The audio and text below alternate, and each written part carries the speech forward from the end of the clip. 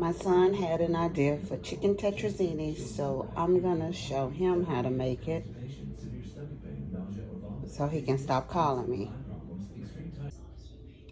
I'm putting my slightly thawed chicken thighs and legs in the air fryer so that they can cook and that they can be debone the chicken. You can use regular chicken breasts or boneless chicken thighs, but this is what I had, so this is what I'm using. All right. So I'm putting my pressure cooker on the meat setting for 15 minutes, and we'll check it after that.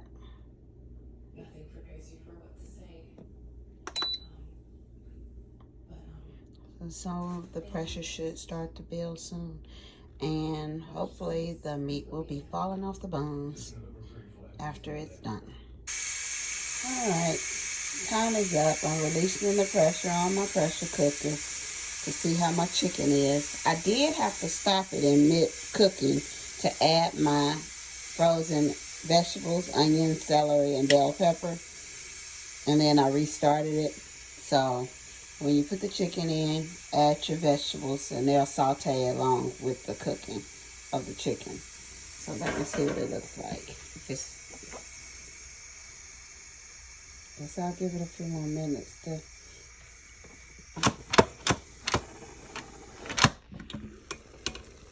Yeah, there it is. I think it's ready. It looks like the chicken is ready to debone. So I'm about to do that in a bowl so it'll be ready for my cheese and cream of mushroom soup. All right. So now I'm just taking the chicken out, put it in a bowl where I'll proceed to debone it. Oops. Lovely. Love it. And what I'm going to do is use the broth that it made to put in my pot for my noodles to cook in it and give it a nice flavor. Because the broth has the vegetables and the seasoning that I use to season the chicken. So I think it'll be good to cook the noodles with that. All right, I'll see y'all when I finish this. Okay, that is the broth from my Instapot. And so I've added some water to it. And now I'm gonna turn it on high and add my noodles to this. You can use any kind of noodles you want, but I use these extra wide egg noodles. Sometimes I use linguine. Sometimes I use spaghetti. But this is what I'm using this time. So I just need to stir it. I think I'm gonna add some more water so I can cover them and boil them really quickly. And so I'll be ready to prepare the rest of my tetrazzini. I'm gonna go ahead and start deboning my chicken. So I'm almost done deboning the chicken. It's really simple. I've taken the skin off, but you just really just take a spatula, pull the meat off, and put the bones, kind of then just shaking and falling all off. Make sure you don't burn your hands because the chicken is really hot. I'm taking the skin. I thought I had gotten it all, but I'm taking the skin because I don't want that in my tetrazzini.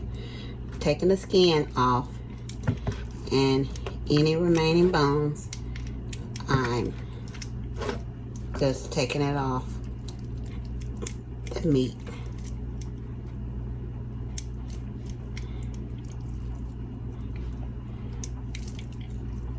And that's it.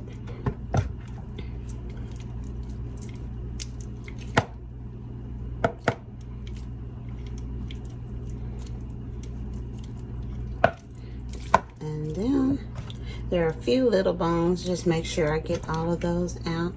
last leg, I think.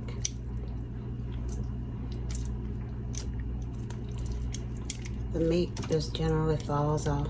So you have to make sure that you get all of the connectors or the joint, I don't know what you call that, and put that in the bowl. So don't want that. Like I say, if you don't like to go through all of this, I like the taste of the chicken. But if you want just the boneless chicken thighs that's already in the frozen section, then you can use that too. That works really well. The boneless chopped thighs and breasts together. But this time I just wanted all dark meat because I wanted better flavor. And so here it is.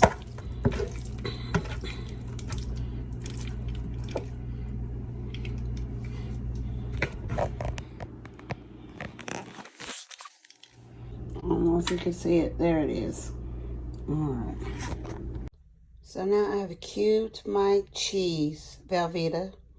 And then I've put the cream of chicken soup in there. And now I'm adding the cream of mushroom soup.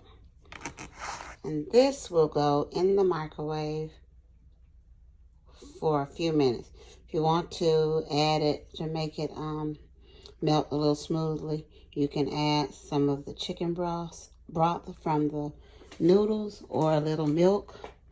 I think I might just add a little of the water from the chicken broth. All right, bye. I drained off a little of the water, but I'm gonna use a lot of the water in here to stir up my cheeses and the chicken. So now I'm gonna add a little bit of the mild cheddar cheese and some Parmesan cheese. And while I'm waiting on my Velveeta and cream of mushroom and cream of chicken soups to finish heating up and melting. All right. So I've added my Parmesan cheese and my mild cheddar cheese. I normally don't use anything but Velveeta, but I didn't have a whole lot of Velveeta, and I'm making for a large amount for 2 families. So I decided to go ahead and use more cheese. And I'm trying to decide if this is all the chicken I'm going to use. But I'm going to pour my chicken that I've deboned, along with the vegetables and everything, and stir that in. I think that is enough chicken. I think we're good with the chicken. So that was 4 legs and 4 thighs. I thought I had too many noodles for it. Now I'm going to check on my cream mushroom soups and Velveeta. Hold on. Okay, so I took a little bit of the chicken broth at the bottom of my pan that I had left over there and poured it into this so it can help it melt a little bit faster. And so it's almost, but you can see that I still have cubes of Velveeta.